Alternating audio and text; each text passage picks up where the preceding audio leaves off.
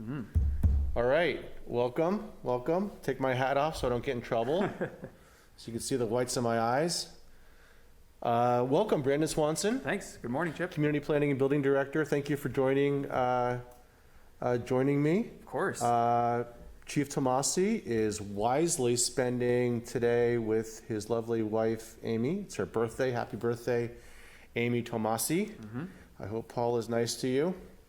Can Paul be anything other than nice? I feel like he's... Paul, everybody's a little stressed right now, but Paul's he's a phenomenal human being. He sure is. And he's a great police chief, and he's a genuinely nice person. Yeah, he didn't pay me to say any of that, by the way. No, I'm sure he didn't. Yeah. I'm sure he didn't. Let's jump in here. Today's Friday the 27th. I can't believe we're done with August. Amazing. So a couple of notes. We have been receiving some comments from the public about visitor management. I didn't coin that term, Councilmember Richards did, and I think it's very apropos. The volume of visitors coming to the village.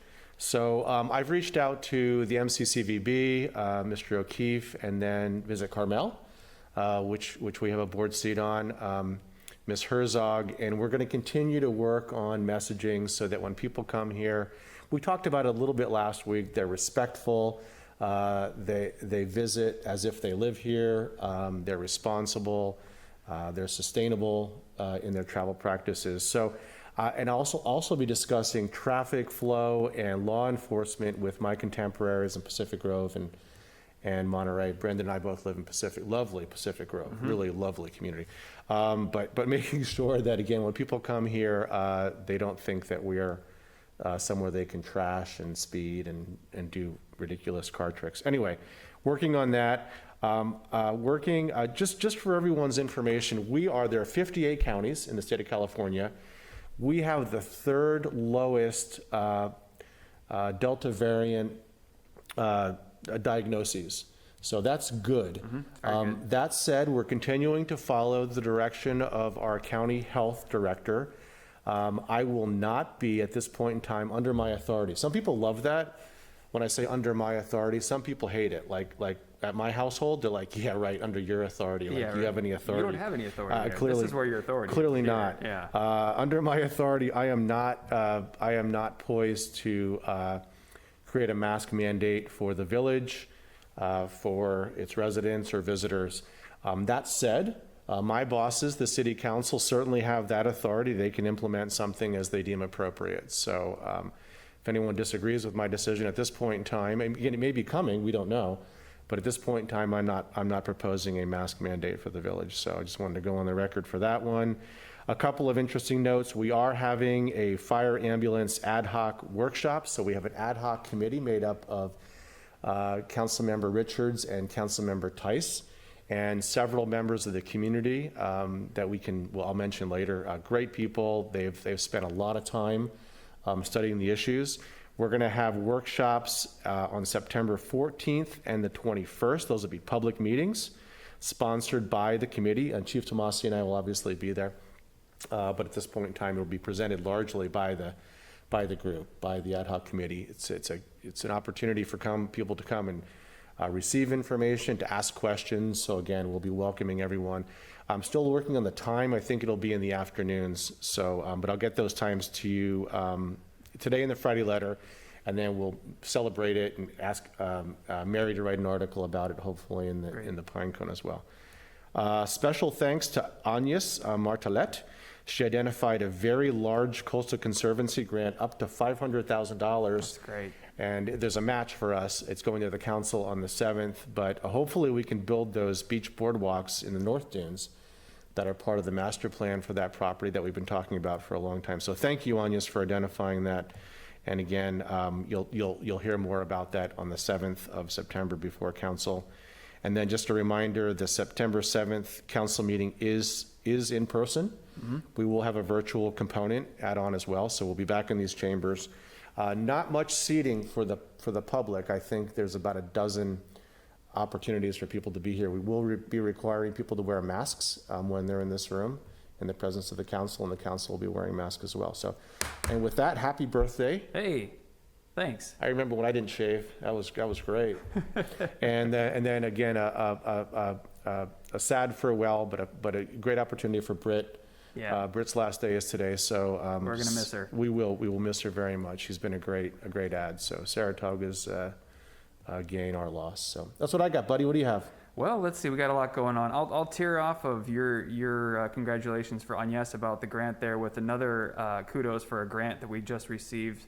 It's from the State Office of Historic Preservation for $30,000. Big kudos to Marnie Waffle for getting that done. Well done. It was a competitive grant, and it's really great once you get your foot in the door with a state agency like the Office of Historic Preservation to start getting grant money.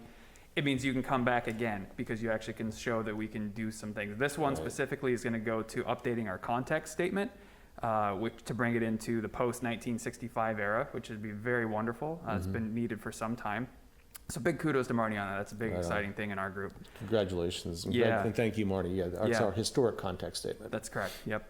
And I also want to mention upcoming outdoor seating ad hoc committee meeting that's made up of the mayor, and Councilmember Richards. What they're going to be discussing is feedback on the results of that survey that we did, the big public survey. Right. Those results were released about a month ago. Everyone's had time to sort of ruminate on them, and we'll be coming back with thoughts and direction to the next steps, going to the Planning Commission, ultimately the City Council, for just the conversation. Do we even want to go forward with a potential permanent outdoor program? That's correct. That's all we are right now at this point in the game. There's no approval of anything. There's a lot of regulatory work that would have to be done past that to the general plan, the zoning code, all that stuff.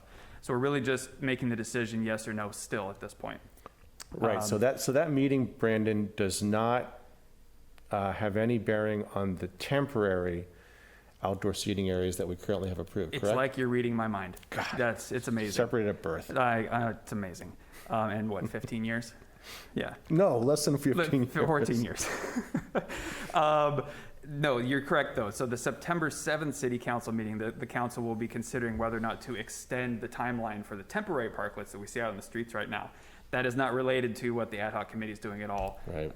They're separate but related items, but they have no bearing on each other, so you're correct about that.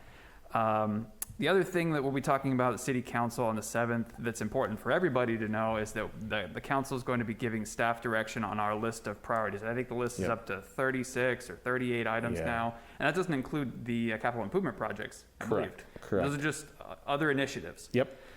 And it's a hearty list. All the things are very important. A number of them actually fall in my division of community planning and building, things like the paid parking program, zoning updates, design guidelines, the downtown master plan, various ordinances, the north parking lot, our contractor parking program, permanent outdoor seating, considering reestablishing the design review board, street addresses. I can stop now, probably. Yeah, please, that's enough. But I think your point is well taken. There are advocates for each of those goals and objectives. But you can't have 36 or 38 priority one projects. Even though they're all very important. They're all, really there's no bad projects on the list. They're all absolutely good projects, but they can't all be prioritized with 80 employees. So it's just not feasible. So we're looking forward to that conversation with the City Council on the 7th. And that's really all I have for today. Well, thank you. Yeah, we're going to be just to continue off that, we will be making a recommendation to the council on our prioritization of those goals and objectives, and we'll be adding a column that talks about the level of effort, high, medium, or low. So it should be, that in my mind, in addition to a couple of other items, and we'll talk about the September agenda a little bit next Friday on this lovely blog, but that is really one of the most important items on the September 7th agenda. So please take a look at the agenda report and get involved and tell us what you think. So I think it's important to have the public come out and say what they think is important too. Absolutely. That's who we work for. Absolutely. So, yes. Yeah. Well said. Thanks. Spoken like a true planner. Learn from the best. Right on. Yeah. All right. Get vaccinated and take good care. Take good care.